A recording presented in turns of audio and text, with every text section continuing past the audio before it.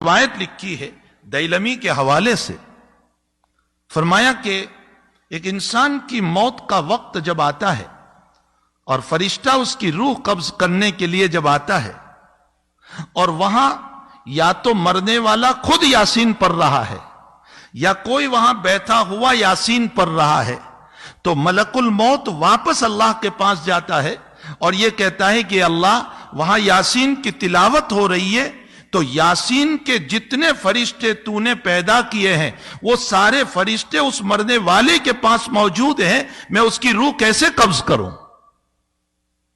اس کی روح کو میں کیسے قبض کروں؟ وہاں تو سارے فرشتے موجود ہیں۔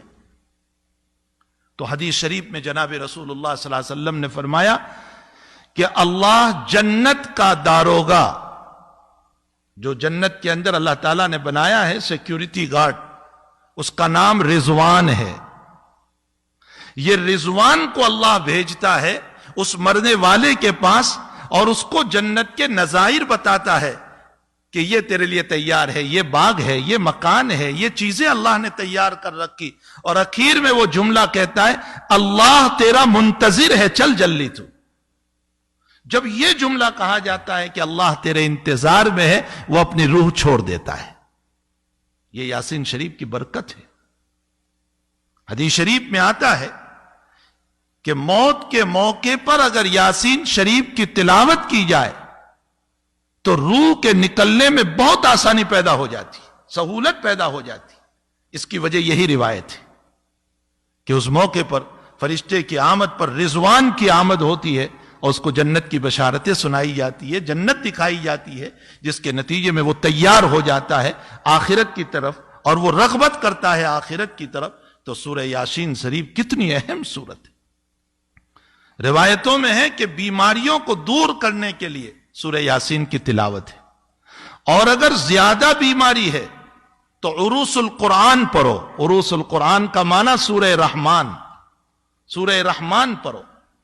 اور اگر لا علاج بیماری ہو گئی، ڈاکٹر نے منع کر دیا کینسر ہے اچھا نہیں ہوگا، ایڈز ہے اچھا نہیں ہوگا، فلاں بیماری ہے اچھی نہیں ہوگی، یہ وبا چل رہی ہے اور لنگس سارے ڈاؤن ہو چکے ہیں، اب یہ اچھا نہیں ہوگا، تو اللہ کے حبیب نے فرمایا سورہ تغابن پڑھو، اللہ لا علاج مرض کو اچھا کر دے گا۔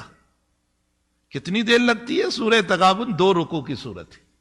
یاسین شریف، سورہ رحمان، سورہ تغابن، ان سورتوں کے اندر اللہ نے کتنے فضائل رکھے۔ اور اگر الحمد شریف، اللہ اکبر، اللہ تعالیٰ قرآن کریم میں الحمد شریف کے باب میں یوں فرماتے ہیں کہ سبع المثانی والقرآن العظیم، فرمایا پورا قرآن اگر آپ کو دیکھنا ہو تو الحمد شریف ہے۔ اسی لیے روزانہ اہتمام کیا جائے الحمد شریف کے باب میں۔ مجدد الفسانی رحمت اللہ علیہ فرماتے ہیں کہ جیسے تیل ہوتا ہے، پیٹرول اور ڈیزل، یوں ڈالو اور بھڑک اٹھتا ہے، فرمایا سورہ فاتحہ وہ ایندھن ہے کہ یوں پڑھو گے اور اللہ تمہیں شفا دے دے گا، بشرطے کہ سچے دل سے پڑھو، یقین ہو اللہ تعالیٰ پر۔ نبی علیہ الصلوۃ والسلام کا معمول گرامی تھا کہ ہر نماز کے بعد، چاہے اس کے بعد سنتیں ہو یا سنتیں نہ ہو، سنتیں ہیں تو سنتوں کے بعد، اور سنت نہیں ہے تو فرض کے بعد، حضرت کا معمول تھا آیت الکرسی پڑھتے تھے ایک مرتبہ، تو آیت الکرسی پڑھی جائے۔ سورہ ناس اور فلق کے باب میں لکھا ہے کہ جو انسان ہر نماز کے بعد سورہ ناس اور فلق کو پڑھے گا، اللہ حاسدین کے حسد سے، جناتوں کے شرارتوں سے، بد اخلاق انسانوں کی شرارتوں سے اللہ اس کی حفاظت کرے گا۔ یہ نہیں کہ شرارت دور ہوگی، شرارت تو ہوتی رہتی ہے، لیکن اللہ شرارتوں سے حفاظت کرے گا، اس کو فیک نہیں ہونے دے گا۔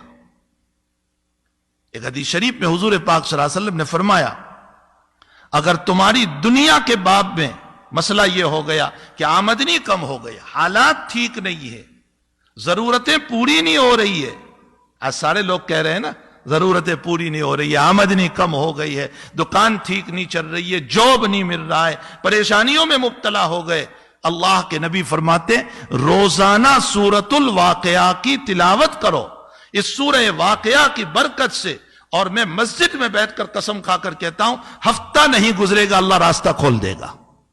سورہ واقعہ کی تلاوت کرو, اللہ راستوں کو کھولے گا. جگہ جگہ جگہ جگہ ہمارے پاس علاج موجود ہے اور ہم صرف چلا رہے ہیں کہ یہ ہو گیا, وہ ہو گیا, فلاں ہو گیا, بیماریاں ہیں, مصائب ہے, حالات ہیں. جبکہ اللہ تعالیٰ نے اس آگ کو بجھانے کی اور ان بیماریوں کو رفع کرنے کے لیے ہمیں قرآن کریم دیا ہے. ہمیں چاہیے کہ اس عظیم المرتبت قرآن کی روزانہ تلاوت کریں. کم سے کم 1 مرتبہ یاسین شریف روزانہ پڑھنا چاہیے, کم سے کم. اور سورہ کہف کے بعد میں ہے, حضور پاک صلی اللہ علیہ وسلم نے فرمایا جو انسان سورہ کہف کی تلاوت کرے گا اللہ دجالی